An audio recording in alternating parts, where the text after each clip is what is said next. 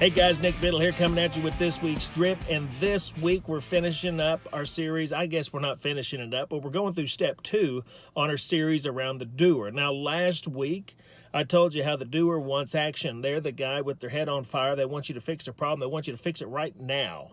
And a lot of times we can't always do that. But what the doer needs is a sense of urgency. We can always give them a sense of urgency. Sense of urgency is free. You know you've handled a doer right. There's a simple test. You know you've handled a doer right if when they leave your office, when they get off the phone call, when they leave the situation with you, and they say to themselves, I called the right guy, or I called the right gal, or whatever that is, but man, this problem's being taken care of. If they leave your office and they're like, man, as soon as this job's over, that dude is fired or that gal is gone, probably didn't handle that very good. The doer wants action, but what they need is a sense of urgency.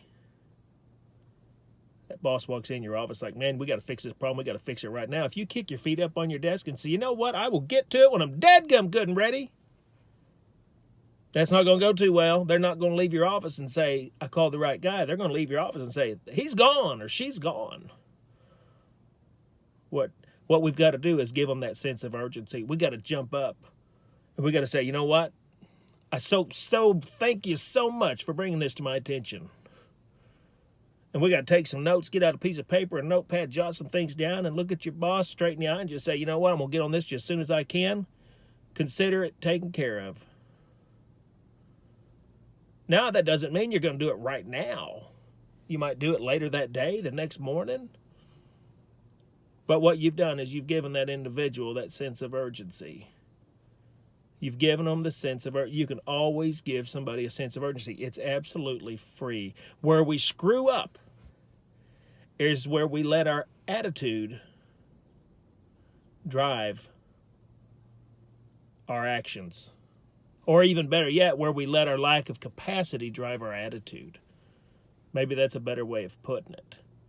It's like we don't want to jump through a hoop for this individual, and so we give them attitude instead. I will get to it when I want to get to it. Well, that's attitude. Sometimes we can't fix what they want to fix right now. There's been a problem, and they want it fixed right now. We can't do it. And we're like, you know what? You should have done a better job of planning. That's attitude.